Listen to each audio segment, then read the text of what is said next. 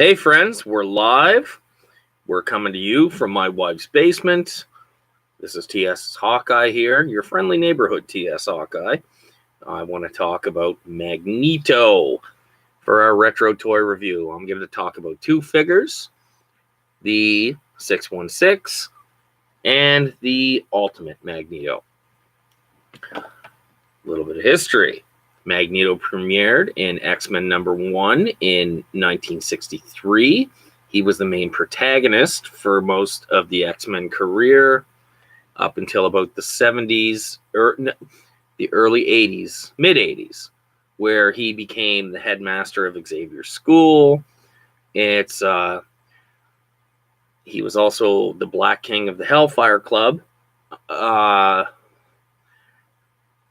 Going on, he was the headmaster again of Xavier's school with the New Mutants. Then he, in X-Men we'll go back to Champions. I think it was Champions number 16. He was reverted to an infant, given to Moira McTaggart. They went into that in the X-Men series by Jim Lee and Chris Claremont before Claremont left the book. It happened that McTaggart had tampered with his brain, so he came back full-on villain. Over the years, he has been a villain. He's been an anti-hero. He's been a member of the X-Men, so he's kind of a gray area. His origin is he was a Holocaust survivor. He had 3 children. 2 of them, I think, have been retconned out of it. So he was the father of the Scarlet Witch, of Quicksilver, and most recently, Polaris is now his child. I know just through the Marvel MCU, they don't mention Magneto. They have the twins. In the X-Men movies, Quicksilver is still his father. He was played by Sir Ian McKellen and by Michael Fassbender. Both of them, I think both roles were cast brilliantly. It's the one scene that I really love Michael Fassbender in is in Days of Future Past, where he's sitting there with the guys in the bar and he orders a beer. And you know what I mean? Magneto is almost as iconic as Darth Vader and Doctor Doom. You know what I mean? So we've got like the echelon, the top tier of literary villains right there. So, it's throw Hannibal Lecter in, we're golden. So wouldn't want to meet the 4 of them. Anyway, so again, Holocaust survivor, had the kids. They really, really fleshed out Magneto. To the point his powers came about. And then he was working in a village. The man didn't want to pay him his wage. He lied, you know what I mean? Something happened. A crowbar flew. The man paid him. Then they burned down his house. It's his wife Magda and his child. Oh Jesus, maybe his child's name's Magda.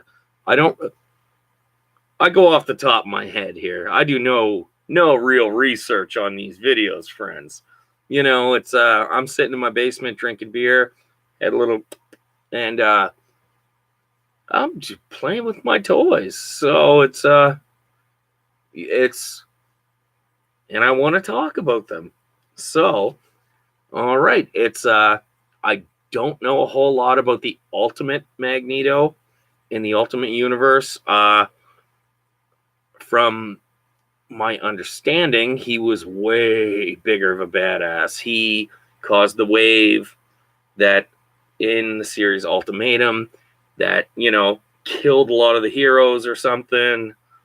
It's Ultimate Universe isn't something that I really care about other than Miles Morales, who is now in the 616 universe. So Magneto's had a few different. Yeah, he had a lot of limited series in the 90s. He had an amazing series just recently that right up to Secret Wars went. I don't have all the issues. I do want all the issues, but that really, you know what I mean? That kind of really made him, you know, a character that I cared about. And I always cared about Magneto, whether it's Eric Lesher, and then at one point it was Max Eisenberg. Yeah, whatever. All right. We're 5.5 minutes in. This might be a long one, friends. All right, let's look at the Magneto figure. We'll look at the 616 version first. The articulation is exactly the same on both. They're different bodies, though. So, and I'll address that. All right, there's the face. Helmet doesn't come off, unfortunately. But again, it's not a bad, you know, his head does look a tiny bit small. But he turns his head. You know, it doesn't look up and down. Just a tiny bit up and down. So he has the shoulder articulation.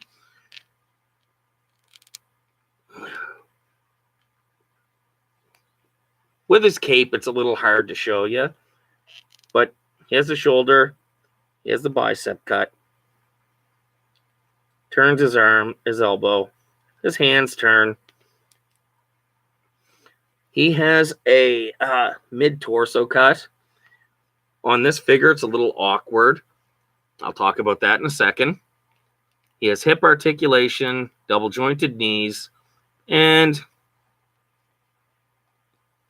his feet up and down, no pivot. For me, this figure looks very top-heavy. You know, it's very muscular. Not necessarily muscular, but it's... I just find the figure, when I look at this figure, very odd. So, some detail that is different from the Ultimate figure. The gloves and the boots. It's not a bad looking figure. It's posable. It's functional. You know, the head looks to me a little small. The chest looks just a little big. That just might be me nitpicking. I love the figure. It's a great figure. I got it secondhand.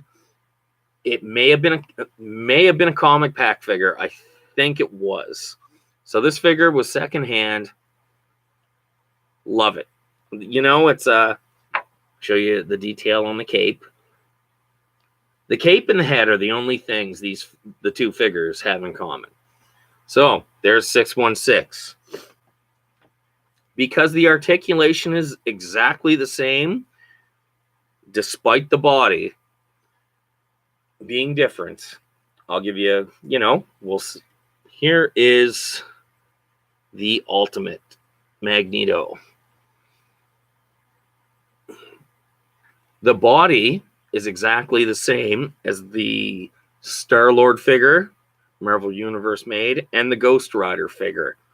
So, you know, it's the boots and gloves are different. Here are the boots. Here are the gloves. This the 616 figure has this hand. So it's, you know what I mean? It's like he is reaching out and using his power. So it looks like he's using his power. This one doesn't have that.